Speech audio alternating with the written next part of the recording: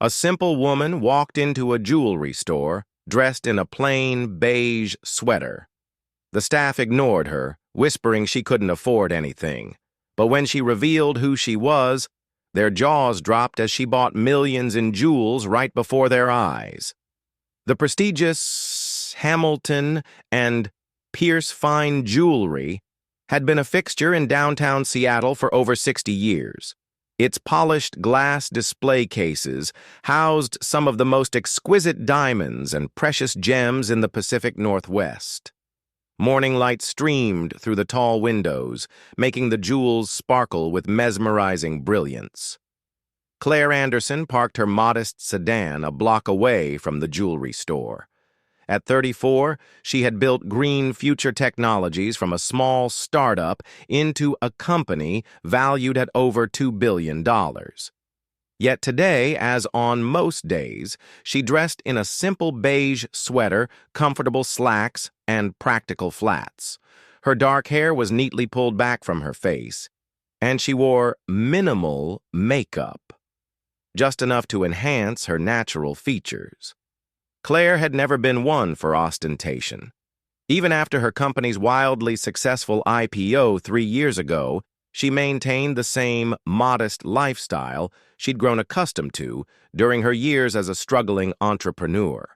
Her employees often joked that their CEO could walk down any street in America without being recognized as one of the country's most successful businesswomen. Today's mission was personal.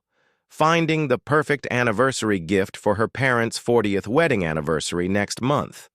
Her mother had always admired fine jewelry but rarely splurged on herself. Clare smiled, thinking of how her mother had pawned her own engagement ring to help fund Clare's first prototype all those years ago. Now it was time for a proper thank you, something spectacular that would bring tears to her mother's eyes. As Clare approached Hamilton and Pierce, she took a deep breath. Despite her wealth, these ultra-luxury establishments still intimidated her slightly. She pushed open the heavy glass door, setting off a discreet chime that announced her arrival. The interior was even more opulent than it appeared from outside. Gleaming mahogany, soft lighting, and the unmistakable hush that came with spaces dedicated to items of extreme value. 4 employees in immaculate black suits stood at various points throughout the showroom, while a distinguished older gentleman in a tailored gray suit observed from behind the main counter.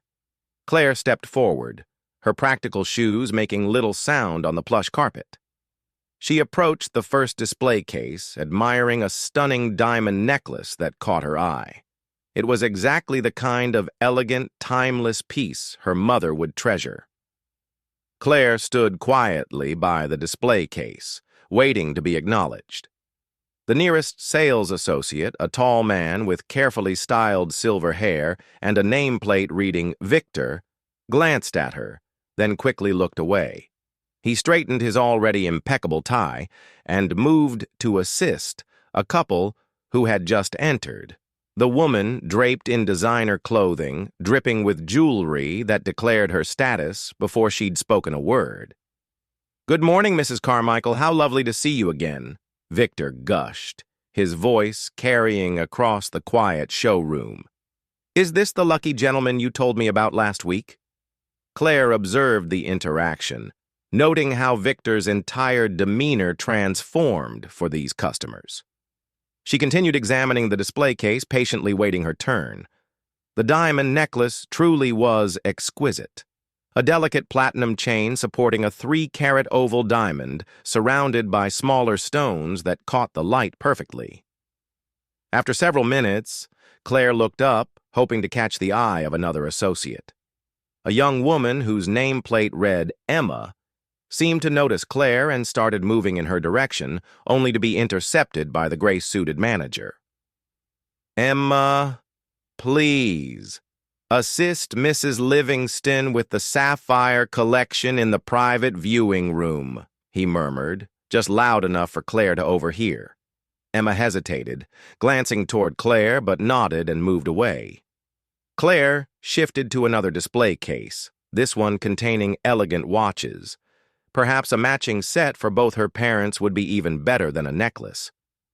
As she admired a particularly beautiful women's watch with a mother-of-pearl face, she heard a discreet conversation nearby. "Who's helping the woman in the beige sweater?" It was the manager speaking to Victor in hushed tones. "I don't think she's being helped yet, Mr. Harrison," Victor replied. "Probably just browse. Doesn't look like our usual clientele." Mr. Harrison made a small noise of agreement. "Keep an eye on her. These browsers sometimes have sticky fingers. Focus on the Carmichaels. They're looking to spend big on their anniversary." Claire felt her cheeks warm slightly, but kept her expression neutral. This wasn't the first time she'd been judged by her appearance, and it likely wouldn't be the last. Part of her wanted to walk out, to take her business elsewhere.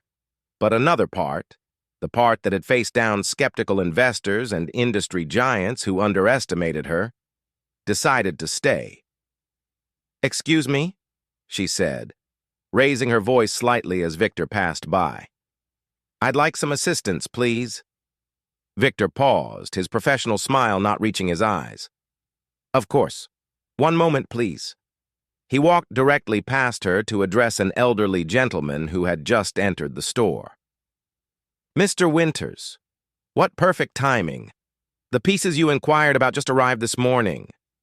Claire watched as Victor escorted the elderly man to a private showing area.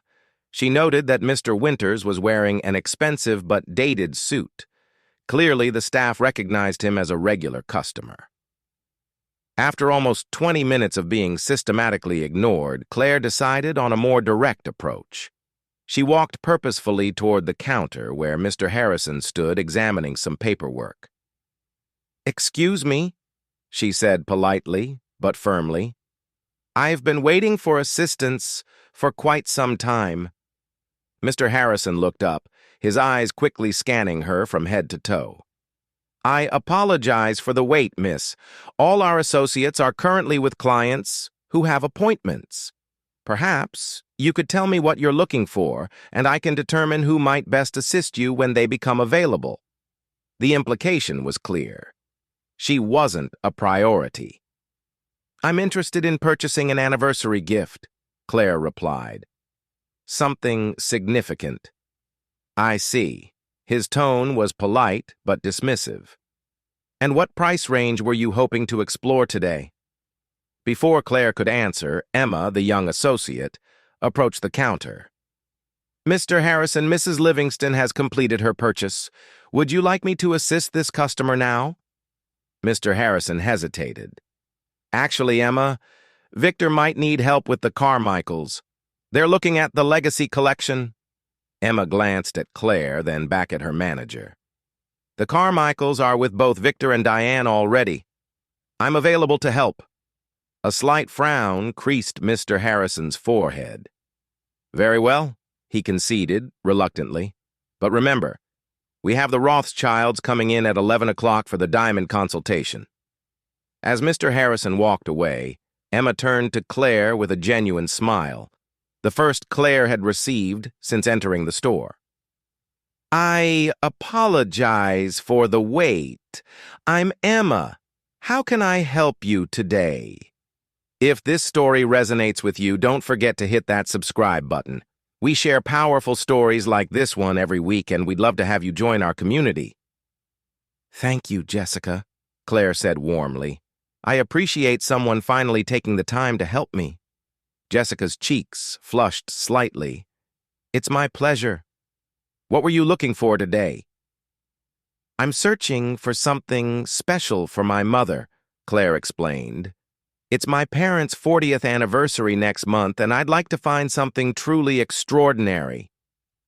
"That's wonderful," Jessica responded with genuine enthusiasm. "Do you have something specific in mind? A necklace? Bracelet? Or perhaps a ring?" Claire gestured toward the display case containing the diamond ring she had been examining earlier.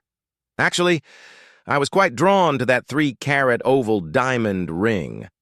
Would it be possible to take a closer look?" Jessica's eyes widened slightly. That particular ring carried a price tag of $175,000. But she quickly composed herself. Of course. Let me get that for you. As Jessica reached for her keys to unlock the display case, Mr. Harrison materialized beside them, his voice low but sharp. Jessica, a word, please. He guided the young associate a few steps away, but not far enough to prevent Claire from overhearing their conversation. What do you think you're doing? He whispered. That's one of our premium pieces. She asked to see it, sir, Jessica replied evenly. Use your judgment, Mr. Harrison hissed. We can't have browsers handling our high-value merchandise. Show her something from the entry collection first. Claire pretended to be absorbed in examining another display case, though her back stiffened slightly at the manager's words. Jessica returned, her professional smile back in place, though slightly strained. I apologize for the delay. Perhaps we could start with some of our newer pieces in this case. They're quite beautiful and more... She hesitated, clearly uncomfortable with what she'd been instructed to say. More accessible. Claire met Jessica's eyes directly. I understand what's happening here, Jessica, and it's not your fault, but I'm specifically interested in that oval diamond ring and I'd like to see it. If that's a problem, I can certainly take my business elsewhere. Jessica glanced nervously toward Mr. Harrison, who was now helping another client, but keeping a watchful eye on them. She made a decision and reached for her keys again. No, it's not a problem at all. Let me show you that ring. She opened the display case and carefully removed the ring, placing it on a velvet tray. This is a 3.2-carat oval-cut diamond D-color, internally flawless. The setting is platinum with 0.8 carats of smaller diamonds in the halo and band. Claire picked up the ring, examining it closely. The diamond caught the light perfectly, sending prisms of color dancing across the surface of the display case. It's exquisite. The craftsmanship is remarkable. It is one of our finest pieces, Jessica agreed, her initial nervousness giving way to genuine enthusiasm as she spoke about the jewelry. The oval cut maximizes the diamond's apparent size, while the halo setting enhances its brilliance. From across the showroom, Mr. Harrison watched the interaction with growing concern. He excused himself from his current clients and made his way back to Claire and Jessica. How are we doing over here? He asked, his voice pleasant, but his eyes betraying his apprehension as he watched Claire handling the expensive ring. Wonderfully, Claire replied. Jessica has been extremely helpful. This ring is stunning, but I'm wondering if you have anything similar, but perhaps with a bit more presence. My mother has always loved statement pieces. Mr. Harrison's eyebrows rose slightly. More presents? This is one of our premium offerings, miss. Perhaps I misunderstood your budget constraints. Claire smiled politely. I don't believe I mentioned any budget constraints, Mr. Harrison. The manager cleared his throat. Of course not, my apologies. Jessica, perhaps you could show the lady the Marshall collection? Jessica nodded. Yes, sir, that's exactly what I was thinking. She turned to Claire. We have a private viewing room where I can show you some of our more exclusive pieces if you'd like. That would be perfect, Claire replied. As Jessica led Claire toward the back of the showroom, Mr. Harrison touched the young associate's arm. A word of caution, he murmured. The Marshall collection starts at $250,000. Be diplomatic. Jessica nodded and continued leading Claire to an elegantly appointed room at the rear of the store. The private viewing room featured comfortable seating, soft lighting, and a specialized display counter where pieces could be examined in optimal conditions. Please make yourself comfortable, Jessica said, gesturing to a plush chair. Would you like some water or perhaps champagne while we look at the collection? Water would be lovely, thank you, Claire replied, settling into the chair. While Jessica stepped out briefly to arrange for refreshments, Claire took out her phone and made a quick call. "David, it's Claire. I'm at Hamilton and Pierce Fine Jewelry on 5th Avenue. Could you bring the portfolio and meet me here in about 20 minutes? Yes, that one. Thank you." Jessica returned with a crystal glass of water on a silver tray, followed by another associate carrying a specialized case. "This is the Marshall collection," she explained as the case was carefully placed on the display counter. "It's our premium line of signature pieces." As Jessica opened the case, Claire couldn't help but gasp slightly. Inside were truly spectacular creations. Diamond necklaces, earrings, and rings that far surpassed even the beautiful rings she had been examining earlier. "These are extraordinary," Claire said softly, her eyes drawn to a particularly stunning necklace featuring a remarkable central diamond with smaller stones cascading like a waterfall. "This is one of my favorites," Jessica admitted, carefully removing the necklace. "It's a 5.7-carat, pear-shaped diamond centerpiece with over 12 carats of smaller diamonds in the cascade. The piece is named Midnight Falls." Claire stood to examine the necklace more closely. "The design is incredible. Whoever created this has a remarkable eye." "Thank you," came a voice from the doorway. An elegant woman in her 60s stood there, her silver hair pulled back in a chic knot. "I designed that piece last year." Jessica immediately straightened. "Mrs. Marshall, I didn't know you were coming in today." "I wasn't planning to," she replied, her eyes on Claire. "Gerald called me.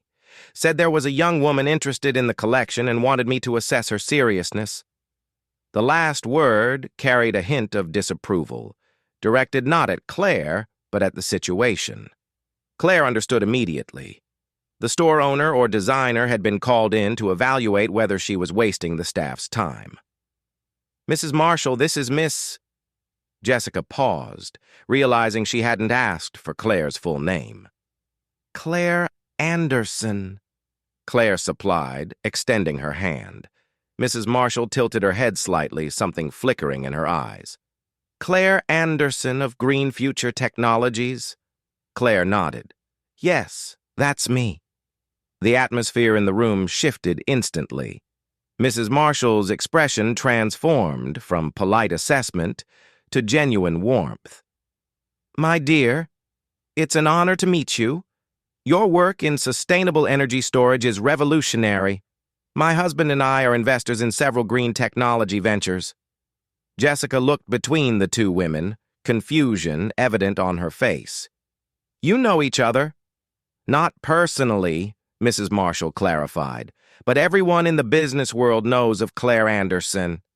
"She's one of the most successful entrepreneurs of her generation." Claire smiled modestly. "That's very kind, though I think the media exaggerates my accomplishments." Mrs. Marshall turned to Jessica.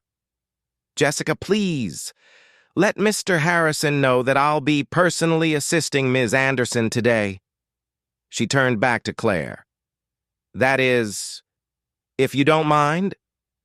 "Not at all," Claire replied, "though Jessica has been wonderful and I'd like her to remain involved as well." "Of course," Mrs. Marshall agreed. "Now tell me, what brings you to Hamilton and Pierce today? Something for yourself or a gift, perhaps?" As Claire explained about her parents' anniversary, Mrs. Marshall listened attentively. Outside the private viewing room, Jessica discreetly informed Mr. Harrison about the developments. The color drained from his face as he realized who their browse customer really was. "A 40th anniversary is certainly a milestone worth celebrating properly," Mrs. Marshall said warmly. "And given what you've told me about your mother pawning her own ring to help start your company, well, that deserves something truly exceptional." She turned to Jessica. "Please bring in the Celestial collection as well. I think the Polaris Suite might be perfect." Jessica nodded eagerly and left the room. Mr. Harrison appeared in the doorway, his demeanor completely transformed. Gone was the dismissive attitude, replaced by an almost desperate eagerness to please. "Ms. Anderson, please accept my sincerest apologies for the wait earlier. Had I known who you were—" "That's precisely the problem, isn't it, Mr. Harrison?" Claire interrupted, her voice calm but firm. "The way someone is treated shouldn't depend on who they are or what they're wearing." Mrs. Marshall raised an eyebrow, looking between Claire and the now uncomfortable manager. "Gerald, is there something I should know?" Before Mr. Harrison could respond, the door to the jewelry store opened and a tall man in an impeccable suit entered, carrying a leather portfolio. The staff watched as he scanned the room, spotted Claire through the open door of the private viewing area, and walked directly toward her. "David." "Perfect timing," Claire said as her financial advisor entered the room. "Mrs. Marshall, this is David Chen, my CFO." Mrs. Marshall greeted David warmly while Mr. Harrison hovered anxiously at the periphery of the conversation. Jessica returned, carrying another case which she carefully placed on the display counter. "As requested, the Celestial Collection," she announced, opening the case to reveal pieces even more spectacular than the previous ones.